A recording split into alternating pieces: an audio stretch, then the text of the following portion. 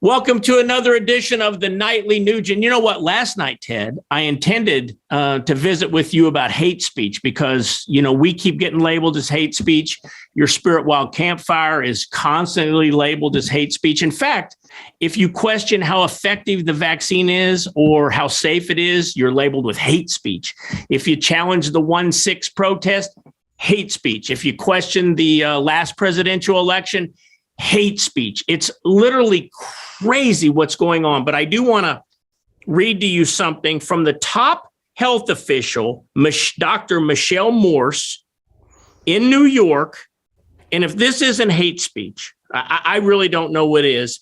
When she refers to white mothers, she calls them birthing people, but Blacks and Latinos, she calls them, I'll just read this and let her words speak. And I quote, "The urgency of this moment is clear. Mortality rates of birthing people are too high, and babies born to Black and Puerto Rican mothers in this city are 3 times more likely to die in their first year of life than babies born to non-Hispanic white birthing people." I mean, that's so crazy to me. And what she doesn't discuss is the lifestyle of the demographics that she's referring to, the conditions in which those people are raised. But if you question the vaccine, if you question the election, if you question anything that someone from Black Lives Matter has done or is doing, it's hate speech. But this is the top health person in New York City. And it's not labeled hate speech, it's praised. What's Ted Nugent's take on that? And really your take on hate speech in general?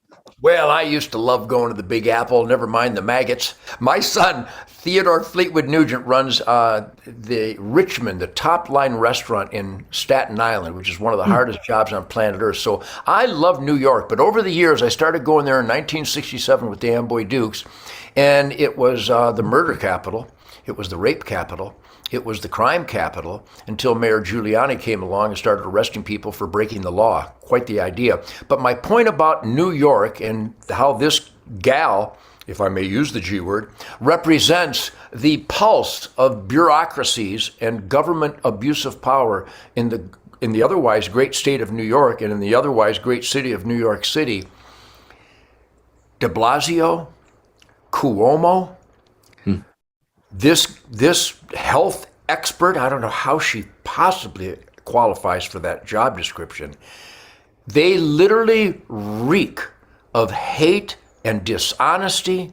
If you listen, just take any quote at any time from Mayor de Blasio, take a quote anytime, anywhere of Governor Cuomo or his brother Cuomo or his dad Mario Cuomo. If you really want to see racism and discrimination and the intentional dividing of various demographics, they have mastered that for many, many years, many generations. So it doesn't come as a surprise to me.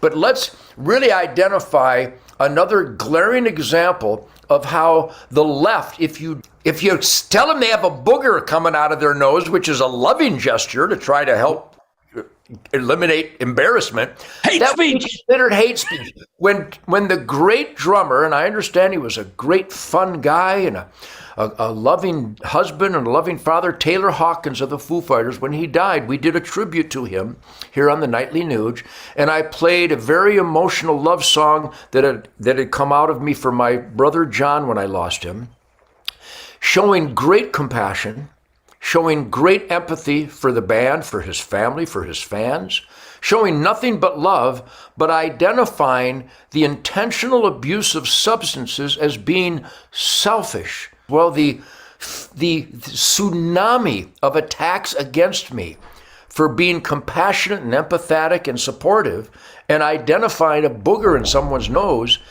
labeled as hate speech, it's unbelievable.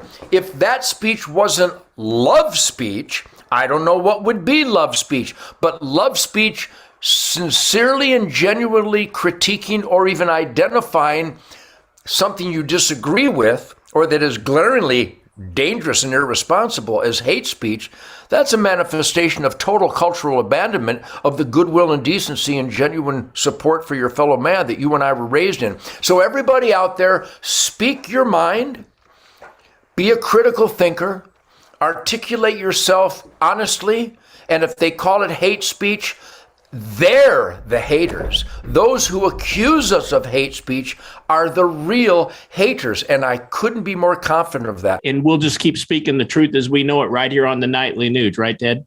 You got it, Keith. God bless the truth seekers out there and those that stand up for truth, logic, and common sense. You are my blood brothers. Come back tomorrow night. We'll have another edition of the Nightly News.